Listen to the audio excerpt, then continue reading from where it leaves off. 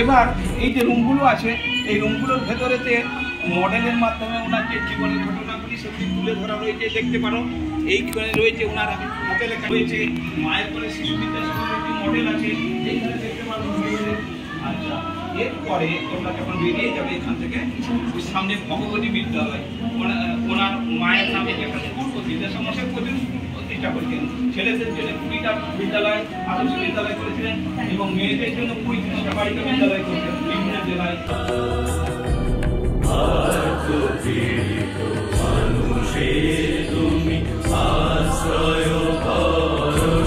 এগুলিতে কোনোটাতেই উনি বসবাস করেননি। এগুলি পরে ওনার স্মৃতিটাকে ধরে রাখার জন্য এই বাড়িগুলি তৈরি হয়েছে। বিদ্যাসাগর মশাইয়ের বাড়ি ছিল মাটির বাড়ি, খড়ের চাল। নমস্কার ম্যাডাম, আজকে বিদ্যাসাগর মশাইয়ের জন্মদিনে আপনাদের পরিকল্পনা কি, কিভাবে পালন করলেন? আজকে আমরা আমাদের স্কুলের কিছু বাচ্চাদের নিয়ে আমরা বিদ্যাসাগরের জন্মস্থানে এসেছি। বিভিন্ন জিনিস এই মানে এই জায়গাটায় আছে এবং উনি সমাজসেবা করতেন। তো সেই কারণে বিগত 2-3 দিন ধরে আমরা মিদনাপুরের চতুর্দিকে প্লাবিত এরিয়াগুলোতে আমরা আমাদের সেবার হাত বাড়িয়ে দিয়েছি, বন্যাত্রাণ মানুষদের কাছে দাঁড়াবার চেষ্টা করেছি। মানুষের সেবাই একটা প্রধান ধর্ম এবং সেটাই আমরা অনুপ্রেরণা দিতে চাই আমাদের বাচ্চাদের। অনেক ধন্যবাদ ম্যাডাম।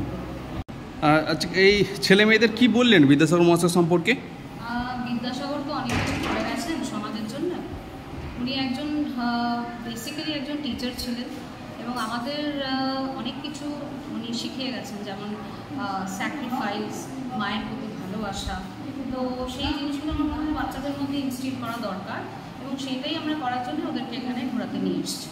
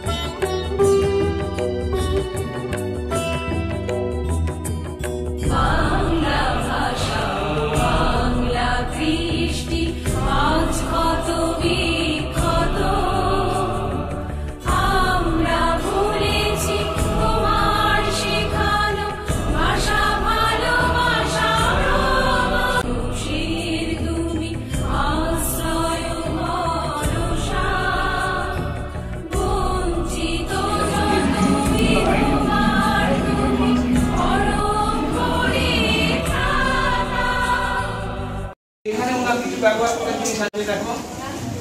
এই দেখো ওনার ব্যবহৃত মানিপাট, হ্যাঁ, আর এই পেপার রয়েছে। আর এই স্টিকটা দেখতে পাচ্ছ, এটা মোমবাতি ফুটিয়ে না নিভিয়ে খোলা মতো অংশটা দিয়ে চেপে দিতে। এই ওনার পুঁথি, হাতে লেখা পুঁথি।